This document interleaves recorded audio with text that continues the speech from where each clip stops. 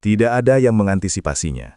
Bukan para insinyur berpengalaman, bukan pembalap yang sudah bertahun-tahun dibentuk oleh sistem, dan jelas bukan pedok yang sudah terlalu lama merasa nyaman dengan hierarki lama. Pagi itu seharusnya berjalan seperti tes pramusim lainnya. Data dikumpulkan, ban dipelajari, nama-nama besar menguasai layar timing. Namun hanya butuh satu catatan waktu untuk membuat semua orang berhenti bicara, karena tiba-tiba sebuah nama yang nyaris tak dibahas sejak pagi berdiri sendirian di puncak. Dan sejak detik itu, segalanya berubah.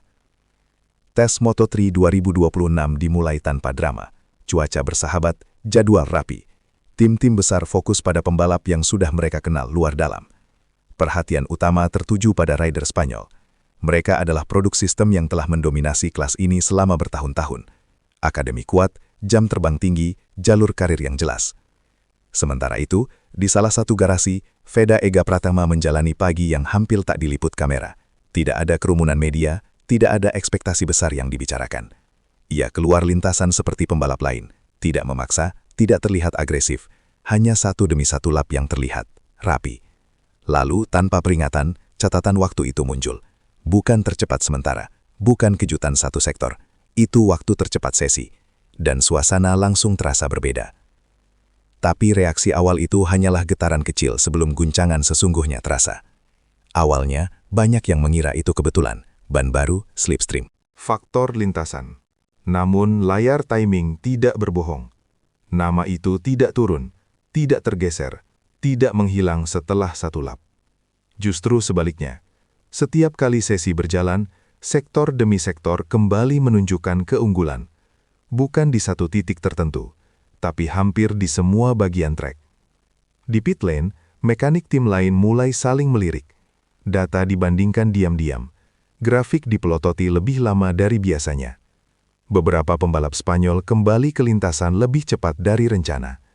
Mereka mulai menekan, lebih agresif, lebih nekat. Namun hasilnya justru membuat situasi semakin canggung.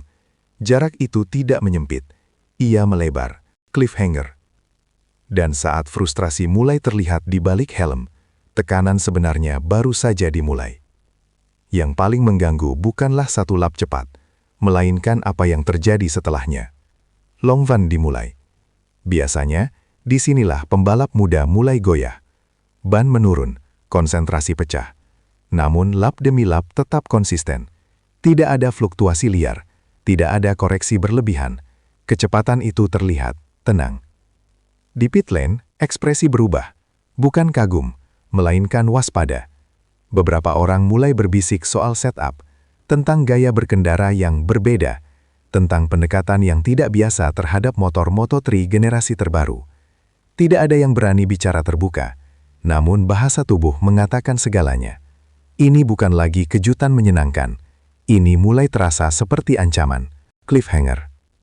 Dan ancaman itu segera memicu reaksi dari mereka yang selama ini merasa aman. Sesi berikutnya menjadi ajang pembuktian bagi favorit lama. Mereka keluar dengan satu tujuan, mengambil kembali kendali cerita. Namun, tekanan justru menghasilkan kesalahan kecil. Garis balap melebar, entry terlalu agresif, exit yang tidak bersih.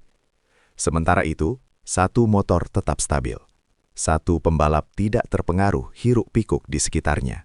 Nama itu kembali di atas. Di area media, fokus mulai bergeser. Pertanyaan berubah, kamera berpindah arah. Bagi sebagian pembalap Spanyol, ini bukan hanya soal waktu. Ini soal identitas. Tentang dominasi yang selama ini dianggap mutlak. Dan hari itu, dominasi itu terlihat rapuh. Cliffhanger. Tapi, tekanan terbesar justru tidak datang dari lintasan. Ketika sesi berakhir, percakapan serius dimulai. Pintu garasi tertutup lebih lama, nada bicara lebih rendah. Insinyur mencoba menjelaskan, manajer mencoba menenangkan. Namun, satu fakta tidak bisa dihapus. Ada variabel baru. Beberapa tim mulai menyebut nama itu sebagai referensi baru. Yang lain menyebutnya masalah potensial. Status rookie mulai terasa usang karena tidak ada yang bertindak seperti pendatang baru hari itu. Tekanan berpindah dari pembuktian diri menjadi ekspektasi. Dan di paddock, ekspektasi bisa menghancurkan siapa saja. Cliffhanger. Namun, jawaban paling keras belum diucapkan. Ia ditunjukkan di trek. Sesi terakhir hari itu menjadi momen penentuan. Jika kecepatan ini nyata, ia akan muncul lagi. Dan ia muncul. Tidak ada perubahan dramatis pada motor. Tidak ada strategi mencolok. Tidak ada usaha heroik. Hanya ritme, presisi, kontrol penuh. Catatan waktu kembali menekan batas. Sekali lagi, favorit lama tidak mampu membalas. Bahkan skeptis paling keras mulai diam. Karena ini bukan lagi tentang keberuntungan. Ini tentang kesiapan. Dan ketika pedok mulai menerima kenyataan, dampaknya menyebar dengan cepat. Potongan timing sheet menyebar luas. Komentar mulai berubah nada. Spekulasi tumbuh liar. Beberapa menyebut ini awal pergeseran kekuatan. Yang lain memperingatkan agar tidak terlalu cepat bereaksi. Namun satu hal jelas. Nama itu kini diperhatikan. Tekanan yang sebelumnya tidak ada, kini sepenuhnya hadir. Setiap langkah berikutnya akan diawasi. Setiap kesalahan akan diperbesar. Moto3 selalu kejam pada mereka yang terlalu cepat disorot.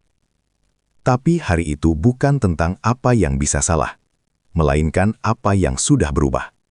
Tes ini tidak akan dikenang karena cuaca atau data teknis. Ia akan diingat sebagai momen ketika peta kekuatan mulai bergeser. Bukan karena satu lap tercepat, melainkan karena pesan yang dikirim tanpa kata-kata, bahwa musim 2026 tidak akan mengikuti skenario lama, bahwa dominasi tidak lagi aman, bahwa dunia Moto3 kini memiliki cerita baru. Dan jika satu hari tes saja mampu mengguncang pedok seperti ini, maka saat lampu start benar-benar padam, tidak ada yang bisa memastikan siapa yang akan siap menghadapi kenyataan baru itu. Masalah terbesar dari tampil terlalu cepat adalah perhatian yang datang bersamaan. Setelah hari itu, suasana di sekitar garasi berubah. Lebih banyak mata, lebih banyak bisikan, lebih banyak ekspektasi yang belum pernah diminta. Setiap keluar lintasan berikutnya tidak lagi netral. Setiap sektor cepat dianggap konfirmasi. Setiap sektor lambat langsung dipertanyakan. Beberapa orang di pedak mulai mengingatkan satu sama lain. Moto3 bukan tentang siapa yang tercepat di tes. Moto3 adalah tentang bertahan di bawah tekanan berbulan-bulan. Ada contoh-contoh masa lalu. Pembalap muda yang terlalu cepat terlalu awal, yang kemudian tenggelam oleh sorotan, politik tim, dan beban mental. Dan kini, tanpa disadari, beban itu berpindah tangan. Bukan lagi pembuktian, melainkan pembenaran setiap hari. Namun justru disinilah perbedaan sejati mulai terlihat. Beberapa hari setelah tes, nada pembicaraan berubah. Bukan lagi kejutan, bukan lagi anomali. Kini, diskusinya lebih serius, tentang adaptasi, tentang kecocokan dengan arah teknis Moto3 terbaru, tentang siapa yang siap menghadapi musim panjang, dan siapa yang tidak. Yang paling mengganggu bagi sebagian pihak, bukanlah kecepatan itu sendiri, melainkan cara kecepatan itu muncul, tanpa drama, tanpa emosi berlebih, tanpa kebutuhan untuk membuktikan apapun kepada siapapun. Seolah-olah ini bukan puncak performa, melainkan titik awal.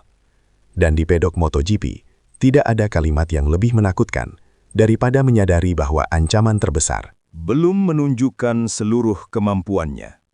Musim belum dimulai. Tekanan baru saja lahir. Dan cerita ini baru memasuki bab pertamanya. Karena ketika Moto3 2026 benar-benar dimulai, semua orang akan ingat satu hal. Hari ketika keseimbangan berubah, jauh sebelum balapan pertama dimenangkan.